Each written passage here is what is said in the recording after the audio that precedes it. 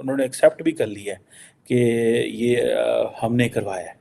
तो आप उससे अंदाज़ा लगाएं कि अगर उन्होंने ये एक्सेप्ट कर लिया है तो फिर एक समझें कि एक बड़ा अटैक एक बड़े मुल्क के अंदर, और इसकी ज़ाहिर बात है इम्प्लीकेशंस भी बहुत ज़्यादा होंगी ग्लोबल लेवल पे। आया था कि मालदीव में भी, मालदीव तो उन्होंने बेच के रख दिया ना, बेच दिया, वो पैसे ले लिए।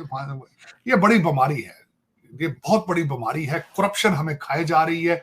चाइना से पैसे लेते हैं, भाईजान दुबई में मकान ले लेते हैं। तुर्कमेनिस्तान है, ताजिकिस्तान है, उज़्बेकिस्तान है, कज़ाकिस्तान है, और ये सारे जो ममालिक हैं ये मेजॉरिटी मुस्लिम ममालिक हैं। तो रशिया इस हवाले से बड़ा अलर्ट रहता है कि यहाँ से उनको जो ट्रांसनेशनल टेररिस्ट ऑर्गेनाइजेशंस हैं वो अटैक कर सकती हैं। कश्मीर का हमने हुआ खड़ा करके रखा हुआ है। मैं 50+ हो गया हूँ, तो बचपन से हम भी सुनते चले आ रहे हैं कि कश्मीर बनेगा पाकिस्तान और कश्मीर आजाद होगा। मोदी ने आने के बाद आप देखेंगे किस कदर चेंजिंग लेकर आए हैं। गुर्दे तो ले जा चुके हैं चाइनीज, अब जो पीछे कोई लिवर विवर बचा है उनका वो भी निकालेंगे श्रीलंका का। भूल जाते हैं श्रीलंका वाले के जब बैंक्रप्सी के सर पे थे, सबसे पहले जिन्होंने मदद की थी वो भारत ने की थी। पॉलिसी उसका जयशंकर है, आई थिंक वो फॉरेन मिनिस्टर, वो किस तरह वो धमाकेदार स्टेटमेंट देता है अमेरिका के फॉरेन मिनिस्टर के मुंह पे वो जिस तरह का वो बात छोड़ते हैं, जो दिल करे, नो टेंशन। एक अटैक हुआ है मॉस्को का, एक क्रॉकस सिटी हॉल है वहाँ पे मॉस्को में, जिसको आईएस के जो ISIS खुरासान जो है उसने उसकी रिस्पॉन्सिबिलिटी ली है। इधर हमारा प्राइम मिनिस्टर भी इस तरह का सलाम करेगा, जो क्या भाई अस्सलाम वालेकुम, कैसे है, ठीक ठाक, वो पाँव पे पड़ जाता है। हमारा जो आर्मी चीफ जाता है वो उसकी जनरल की पाँव में पड़ जाता है। यहाँ भी मुसलसल यूक्रेन में भारत जो है वो ह्यूमैनिटेरियन एड वहां पे उनको सप्लाई कर रहा है। जो इसमें अंदर जो लोग हैं वो वही हैं जो अलकायदा और तहरीक तालिबान पाकिस्तान के थे, और ये वो फाइटर्स हैं जो इसके अंदर हैं, और ये ज़्यादातर वो थे जो जिनको अब डिफेक्टर्स कह लेते हैं जो, ठीक है ना। तो अब उनकी हमदर्दी और सिंपैथीज टोटल जो होती है ना वो अफगानिस्तान के साथ होती है, और अगर खुदा हमारी जंग छिड़ जाती है और बुरे उसके बाद चले जाते हैं भाई, फिर वही बम धमाके, सुसाइड अटैक। तुर्कमेनिस्तान है, ताजिकिस्तान है, उज़्बेकिस्तान है, कज़ाकिस्तान है, और ये सारे जो ममालिक हैं ये मेजॉरिटी मुस्लिम ममालिक हैं। तो रशिया इस हवाले से बड़ा अलर्ट रहता है कि यहाँ से उनको जो ट्रांसनेशनल टेररिस्ट ऑर्गेनाइजेशंस हैं वो अटैक कर सकती हैं। अब ये सुनने में आया कि ये उन्होंने एक्सेप्ट भी कर लिया है कि ये हमने करवाया है।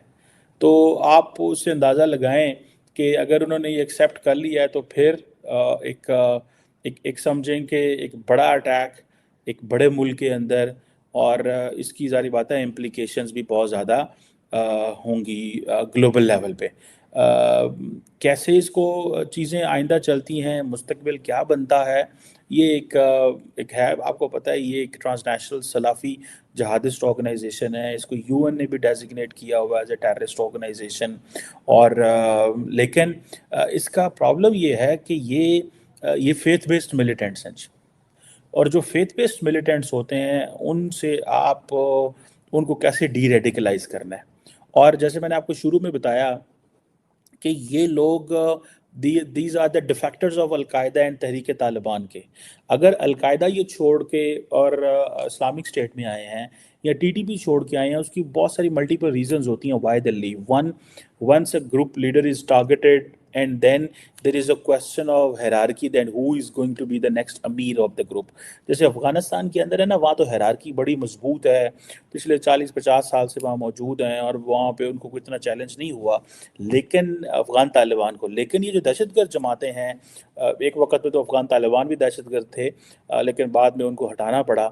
अब अलकायदा जो है दहशतगर्द जमात है, अगर वहाँ पे किसी टॉप लीडर को मारा गया तो उसके बाद कौन है, एंड देन आपको पता है स्ट्रक्चर सारे का सारा कोई एक मुल्क में है, कोई दूसरे मुल्क में है, कोई भागे हुए हैं। सो अपने मैसेजिंग करना बड़ा मुश्किल काम होता है। ये तो नहीं, इनका कोई दफ्तर नहीं होता, ये कोई हॉटलाइन पे कनेक्ट नहीं होते। सो इनके लिए बड़े मसले मसाइल इस सेंस में होते हैं कि who is the next leader. जब वो नेक्स्ट लीडर की जंग होती है तो देन डिफेक्टर्स क्रिएट होते हैं। देन अलकायदा वाले फिर वो उन्होंने कहा जी ठीक है जी, नया this is a new outlet ISKP, let's join ISKP। हम जी मुजाहिदीन था। और होता ये है टेक्निकली कि ये सारे के सारे जो लोग हैं ये जो मिलिटेंट्स हैं ये इनकी आया था कि मालदीप में भी, मालदीप तो उन्होंने बेच के रख दिया ना, बेच दिया, वो पैसे ले लिए। ये बड़ी बीमारी है, ये बहुत बड़ी बीमारी है। करप्शन हमें खाए जा रही है। चाइना से पैसे लेते हैं, भाईजान दुबई में मकान ले लेते हैं। और ज्यादा करने वाले मेरे ज्यादातर मोहम्मदन भाईजान है, वो ज्यादा उनको शौक है लंदन में और दुबई में, प्रॉब्लम बहुत शौक है ना, बहुत शौक। तो वो मालदीव वाले भाईजान जो है उन्होंने चाइना से पैसा पकड़ लिया है और वहां से, हालांकि उन्हीं की मदद के लिए जहाज थे वहां पे और जरा उनकी ट्रेनिंग के लिए, तो उन्होंने कहा नहीं भाईजान हम अपने रख लेंगे। चाइना वाले भाईजान ने पैसे बहुत दे दिए, तो वहां से उन्होंने वहां स्टेप ले लिए। नेपाली भाईजान पहले इस तरह का काम कर चुके हैं। आजकल हमारे चाइना के आर्मी जनरल जो है वो 2 श्रीलंका में और नेपाल जा चुके हैं। श्रीलंका वालों के गुर्दे तो ले लिए उन्होंने पहले। श्रीलंका तो आपको पता बैंक्रप्सी दे चुका है ना, उनके गुर्दे तो ले जा चुके हैं चाइनीज। अब जो पीछे कोई लिवर विवर बचा है उनका, वो भी निकालेंगे श्रीलंका का। भूल जाते हैं श्रीलंका वाले के जब बैंक्रप्सी के सर पे थे, सबसे पहले जिन्होंने मदद की थी वो भारत ने की थी, रेस्क्यू किया था। लेकिन चले फिर वो इस वजह से मोदी साहब को जाना पड़ा उन्हें दौरे में अपने इसके भूटान पे। अच्छा दौरा चल रहा है, जिससे अगले सब्जेक्ट पे जाएंगे। आज जो जाने से आज के दिन में ही वेंसडे वाले दिन मोदी साहब ने 2 बातें की हैं। पुतिन से बात की, सदर पुतिन से, और फिर ज़ेलेंस्की जो हमारे यूक्रेन के सदर हैं, हम दोनों से बात की है। और जो मेन इसका कंक्लूजन था, डायलॉग एंड डिप्लोमेसी पे उन्होंने कहा है। और दोनों ने, प्रेसिडेंट पुतिन ने और जो यूक्रेन के सदर हैं, उन्होंने मोदी जी को इलेक्शन के बाद आने की दावत दी है।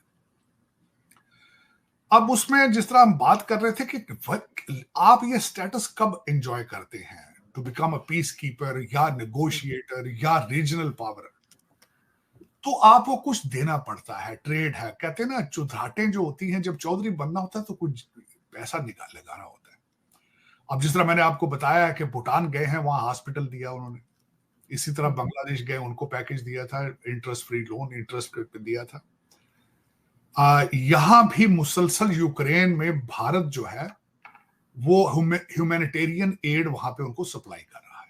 तो आज जब उनकी बात हुई तो प्रेसिडेंट ज़ेलेंस्की ने एक तो शुक्रिया अदा किया कि आप जो हमारी मदद कर रहे हैं उसका शुक्रिया, और दूसरा उन्होंने कहा है कि एग्रीकल्चर में, एविएशन के अंदर, फार्मास्यूटिकल और इंडस्ट्रियल जो उनका फील्ड है, उसमें उन्होंने रिक्वेस्ट की कि भारत हमारी मदद।